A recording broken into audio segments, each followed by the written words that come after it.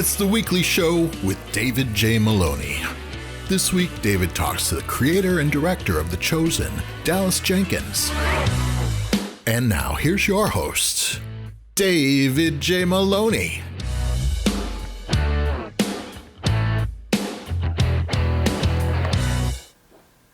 Welcome to everyone at home, and I would normally say our studio audience to the weekly show. I am your host, David J. Maloney.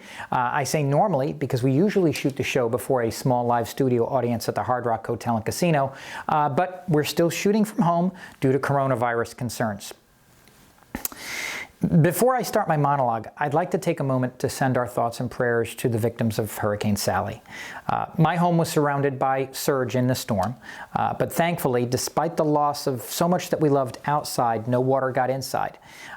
During Hurricane Ivan, our home took over 6 feet of water, so I know firsthand what so many people on the Gulf Coast are going through right now. It was rough on us then, and I know it is on them now. So just know we are thinking and praying for you, and, well, if your insurance company yanks you around, you know who to call. So, after 20 seasons, Keeping Up with the Kardashians is coming to an end. The sisters say they're ending the show because, well, they want to spend more time taking selfies. And angry protesters stormed Senator Mitch McConnell's Kentucky home after he promised to fill the Supreme Court vacancy. Sensing danger, McConnell instinctively retracted his head into his shell. Oh, and Trump recently met with state attorneys general to discuss social media abuse. As we all know, if there's one thing Trump won't tolerate, it's social media abuse. The KKK continues to show its ignorance. For example, they're still wearing white, and it's after Labor Day. Oh, and did you hear this? In India, a prisoner was caught with 4 smuggled mobile phones hidden in his rectum. Phone records show he made hundreds of butt dials. And lastly, we had an amazing ventriloquist originally booked for the show. This guy was incredible. I couldn't even see his lips move, although COVID mask laws may have helped.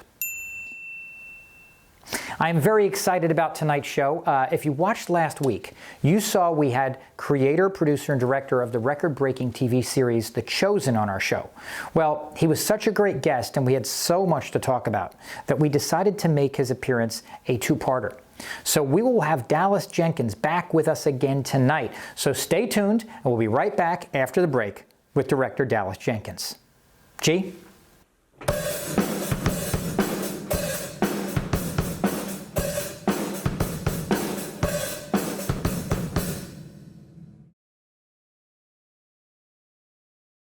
Many of you may have heard of a new incredible show called The Chosen, which follows the life of Jesus as detailed in the Gospels in a television series format for the first time in history. It's broken records as the highest earning crowd-funded project of this type ever, and has gone on to become a global phenomenon. Last week, I had the privilege of chatting with Dallas Jenkins, the writer, director, and creator of The Chosen via Skype. The appearance was originally going to be just one episode, but there was so much to cover that we've decided to make it a two-part episode. And here's the rest of that interview with director Dallas Jenkins. This show has done so much to show the gospel characters were people of their time living real lives with real emotions, opinions, and quirks. And I would think that it would be really kind of difficult to try to interpret their thoughts and feelings. Were there other sources outside of the Bible that, or other people's interpretations of, say, the Bible that you look to for character development in these areas? For sure. I would say our primary goal was to make sure that we weren't ever contradicting the intentions or character of Jesus or the Gospels. And when we did get to gospel stories, we didn't change anything. So we're not trying to upset the apple cart here when it comes to the truth of what the scriptures say. Mm-hmm. However, there are, as you know, there were some Gnostic Gospels written. There were what's called the Apocrypha. I mean, there's other historical and cultural documents of that time that can give you a plausible scenario. Now, there are some reasons why some of those Gospels weren't included in the Bible. And so when it felt like it was contradictory, they didn't, or was just based on third-hand information. I mean, they really tried to, the Bible and its assembly really tried as much as possible to be eyewitness accounts and resourced accounts.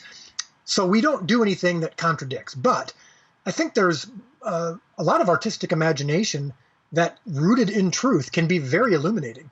And so, finding out, you can draw from Scripture, but there's other gospel accounts that, again, like I said, weren't included in Scripture. We don't use as gospel, but you can see some things and go, okay, that's interesting. I could see that. I could see that character's personality makes sense even within the gospel context. And so, historical documents are some of our own artistic imagination. Our biblical consultants, it all went into this and making sure that we did things that were interesting but plausible, not contradictory. Oh, yeah, and for example, we talked a little bit about before we started doing this interview, the Gospel of Thomas, which was non-canonical, but has an interesting account. It's controversial because it wasn't included in the Bible itself, but it's a lot of quotes. But it's also one of the few that has an account of, allegedly, of Jesus in his teenage years. And one of the things that's interesting about that is an account of struggling whilst a teen, whilst discovering these abilities, for lack of a better way of putting it, and how a teen might struggle with those abilities, knowing that they have them. I mean, it's tough enough to be a teen as it is. How tough has it got to be a teen and suddenly come into your own in this way, or try to be coming into your own in this way, especially at that time? Yeah, so we don't get into the teenage years of Christ, and we don't plan on it much at all, because I don't want the show to become distractingly controversial. Or a mini drama. Right, but what we do explore is this notion that can be controversial at times, which is when Jesus does a miracle, or when Jesus knows something about someone that is supernatural, how much of that is from his Father? And Jesus said many times in the Gospels, I only know things that my Father knows. And he even talks about the future when he's coming back. He's like, only the Father knows that. And we evangelicals or Christians of all denominations oftentimes say, well, Jesus is God. Jesus and the Father are the same. So Jesus knows everything.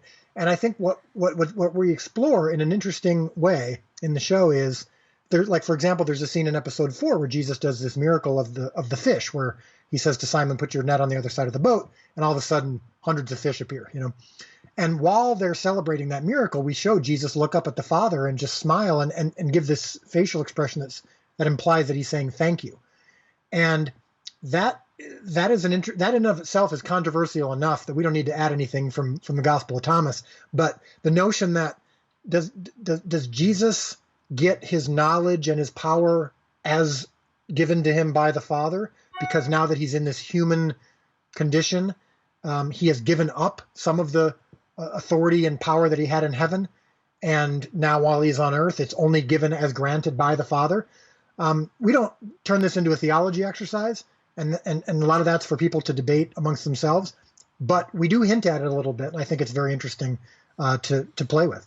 Is there anything that sticks out to you that you've learned, either, I guess, as a writer or a person whilst writing The Chosens? In other words, something that you came upon that you didn't know in preparation for all this?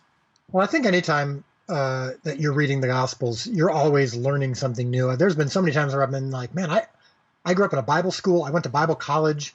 Like, I didn't remember this was in the Gospels. I can't believe this. So that always is happening. But I will say that something that stuck out to me as significant, not new, but just really hit me, was how personal Jesus was.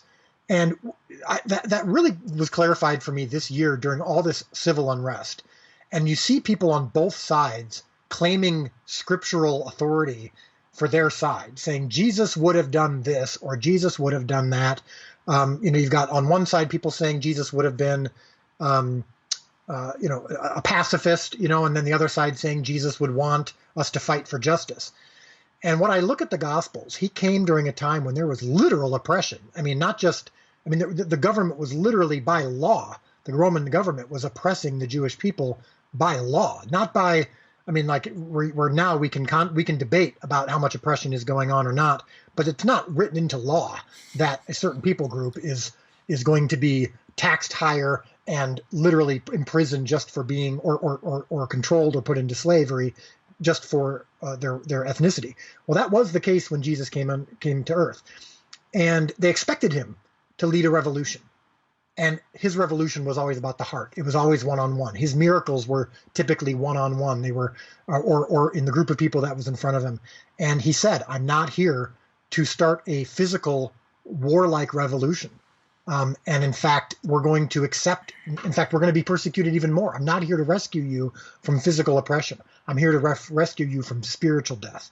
And so focusing in the show on that personal, on the one-on-one, on the intimate, on the heartfelt, has also changed me a little bit. I mean, politically, I tend to be, in the past, have been political on Facebook, and I like to kind of debate with people. And I'm starting to give some of that up because I'm like, my expectations and my entitlements, even as a Christian, thinking, sometimes we like to fight for our rights here in America, thinking, oh, we're a Christian nation, and we shouldn't, we sometimes take on oppression and persecution, which is at times, I think, pretty ignorant considering what's going on in other parts of the world. But I think sometimes I'm like, you know what, I'm going to surrender to that because I think fighting for myself is not something that Jesus was about. And I think he was always about the personal. And so I'm going to be more relational in my approach as opposed to always trying to be right all the time. What was the moment that made you realize all this hard work was going to pan out? I'll tell you when I get there. We got a long way to go. I mean, I'm about to shoot season 2, and that's going to be even more hard work than season 1. I mean, I got 6 more seasons of this show to do. And so the hard work never stops. I feel like I'm constantly in finals week at college where you finish one final, but there's another one hanging over your head the whole time. So we've still got a ton of work to do. We've only reached the tip of the iceberg when it comes to reaching our fans. And I'm sure there's people watching right now who haven't seen the show yet. So I still got to make sure that they get a chance to see it. So that's, I'll in about 6 years, maybe we'll do this again, and you'll be able to take a breather and go, it finally did it. We are going to go to commercial break, and then we are going to be back with Dallas Jenkins. And we are back with director Dallas Jenkins from The Chosen. What is it with COVID-19? What's it been like trying to be able to produce, shoot? Can you shoot and produce? How do you? I mean, do you guys live in a bubble? How do you guys do it in a way that is healthy for everybody? Yeah, not easy. We're going to be filming in the first half of the season in Utah, which is where I'm going to be going in just a few days. And as soon as I get there, I'm going to be tested. And then I have to wait a day for the results. And while I'm doing that, I'm going to be super strict. I mean, in my personal life over the last 6 months, I've been super loose about this. I haven't personally cared. My wife and kids, we haven't cared if we get it. We just felt like living our lives was more important than avoiding getting sick. But we've recognized, of course, that that's not true of everybody. So we've been extraordinarily respectful of other people. But for ourselves, we just haven't cared much. All that's going to change, of course, when I get to the set, because when we've got 30 days to film something and we got 75 cast and crew members, if one of them gets sick, we may have to shut down. It can steamroll. So, yeah. Well, and so we're going to be testing 3 times a week, and we have a lot of safety protocols on set. Now, the good news is when you've tested everyone, once everyone's together on set and they're all negative, you don't have to be a freak about it. I mean, in the NFL, just last night, I was watching a game and they were tackling and all that stuff, and they're all healthy. But offset, I'm going to have to be one of those people who can't get within 10 feet of anybody, and I'm going to be constantly wearing my mask and be constantly avoiding contact because I am now responsible for 75, 100 other people, and there's a lot at stake here. So there are ways to do it, and we're going to be doing it. We have to spend $750,000 to make it happen, money we didn't have. But we're definitely, it's worth making it happen because obviously a lot of people want to see season 2. There's always been kind of criticisms of Christian media by the film industry at large, for a long time. And was that a perception that you wanted to change in this project? I honestly, and I mean this genuinely, when I'm writing and when I'm directing, I have gotten to the place in my life, and this is a spiritual discipline, one that changed for me 3 years ago when my movie bombed and I got that message about feeding the 5,000. I genuinely don't care about my reputation or about any agenda other than making the best possible show that I can. So the reputation of Christian film, my own personal reputation, it's all about now. It's about I just want to tell the best Jesus stories that I can, and if it's successful or fail or not, it's not up to me. And I don't believe the praise that I'm currently getting and I don't believe or care about the criticism I'm currently getting. I'm just trying to make a great show. That said, we hear literally every day, and I'm not exaggerating, every day, multiple times from people saying, I was really skeptical before I watched this show. Christian entertainment, I don't like it. I heard about the show. I just assumed it wasn't any good. I finally was browbeaten into watching it, and I love it now, and I'm evangelist for the show. We hear that every day. Well, on one hand, I suppose it's a nice result that people love this show in spite of perhaps some of the hurdles that they had in their mind about it going in. But it's really just not my concern to worry about. And hopefully the word will continue to spread about the show, and more people who are currently resistant to or prejudiced against faith-based entertainment will give the show a chance. And hopefully, like the vast majority of people who've seen it, that will all go away. Well, and I think what I kind of liked about it was that it wasn't necessarily preachy. It is a Jesus story, but there is an entertainment aspect of it. But it doesn't feel, I hate to put it this way, but it doesn't feel like what your Sunday Bible school teacher is forcing you to watch. Right. You watch it because you want to watch it, because you're drawn into it, because and it just happens to be that that's the subject matter.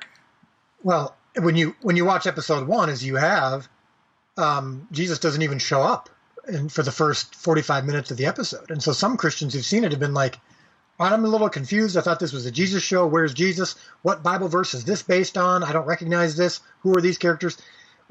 We make this like a regular show. And when I first watched Breaking Bad, or when I first watched This Is Us, or any other show, Downton Abbey, in the first episode, I'm learning like everyone else. Excuse me, and I'm figuring out who the characters are, and I'm getting to know them. And then when interesting things happen, or the main characters show up, and it's that much more interesting. And that's how we're approaching this now. Well, I think when that's Jesus important does for show character up, it is development. interesting and cool, and it's emotional, and of course we do get into some of the big famous Bible stories. But episode 1, a lot of it is getting to know the characters. And I know you said it doesn't matter a whole lot as far as when you're making a film, what everybody else thinks, but is there anything that you'd like to see from the faith-based film industry moving forward? Or does that just not matter to you? You're just in your own project and your own kind of thing there. Yeah, I mean, as a viewer, I love good entertainment, and I love good movies and good television shows, and the more that speak to my faith and my experience, the better. Currently, there aren't a lot. So as a viewer, I care about that. But I mean, I'm close friends with other faith-based filmmakers, and I root for them. And when they make a good film, I'm thrilled to watch it. But I don't feel responsible for it. I don't feel like we as a community are supposed to kind of work together to change the way faith-based films are interpreted. We're friends. We work together. We throw things past each other sometimes, but it's way too much work to just make your own project good, to worry about other people's projects. So we're willing to help each other out. But in terms of the reputation of the entire film industry or the faith-based film world, other than rooting for my friends and wanting more good entertainment for my family and more entertainment that uplifts as opposed to the opposite, I got too much to worry about with The Chosen. And I think the fans appreciate that I'm concentrating on that and not whether or not it fits into some larger puzzle.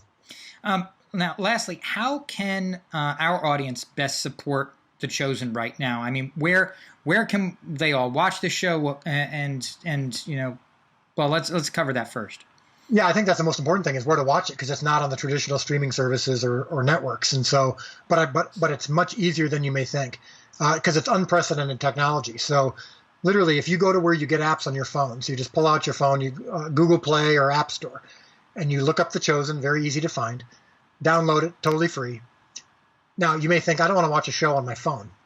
Well, neither do I. It literally connects directly to your streaming device, Roku, Apple TV, Fire Stick, Chromecast, HDMI cord, whatever it is, connects directly to your TV, and you can be watching all 8 episodes of season 1 totally free. You don't need to give your email address. There's no subscription. There's no fee, no nothing. You can literally hijack one of your streaming devices, or even go to your friend's house and hijack theirs and watch it on their big screen TV, and watch all 8 episodes totally free. So you can be watching within minutes. If you love it, then there's an opportunity to pay it forward or to buy the DVDs, or we've also got opportunity to buy things like my sweatshirt. And all of that stuff goes towards future episodes and seasons, and also allowing us to continue to give it for free. But that's what it's been working so far. I mean, people have been really excited about it, and the more free and easy we've made it, the more income has come in. So I think we'll continue to do that. What can we expect? And it's weird to say spoilers because so many people know, the Bible itself. But is there something that we can expect from season 2? Yeah. So season 2 picks up where season 1 left off, obviously, which is Jesus and the disciples are headed towards Samaria. They're headed towards outside where they met and where they are kind of crewing up, as it were. And as of right now, there's only 7. So there's 5 more disciples to come. So season 2 explores the calling of those other disciples, at least some of them. And you'll see a couple of big miracles for sure, but we're going to really explore the interpersonal dynamics and what happens when these guys are facing increased fame. Jesus is now out in the public and people know who he is. So that's a good thing. A lot more people are coming to be healed, but there's also a lot of enemies that are coming. And so we explore what happens when the fame of Jesus starts to increase and how it impacts his followers. And I guess I should have mentioned it earlier, but one of the things that stuck out to me, even in the character development, in the first few episodes, is that this really is a group of very different people, but yet they all, as apostles, because of Jesus, you have a group of people who otherwise you wouldn't. You got, the tax collector with Simon Peter. I mean, these are people that should be like this with each other, but instead it becomes something completely different. Well, maybe over time it does, but yes, there's some initial of this, and that's some of what we explore in season 2. I mean, tax collectors were hated by the Jews because they were betrayers of their people. They worked for the Romans and collected taxes. And so Matthew's been called by the end of season 1. You see Matthew called to join these disciples, and the other disciples are like, wait a minute, not cool. What is he doing on the team? And so we take the time to explore all of that. Well, I really appreciate you being on the show. We look forward to seeing more episodes. Thank you so much for being on. Ladies and gentlemen, Dallas Jenkins. Thank you. We'll do it again. Take care. That's our show for tonight. Thank you to Dallas Jenkins for joining us once again. Taking us through the credits, taking us home tonight, my son Gianni.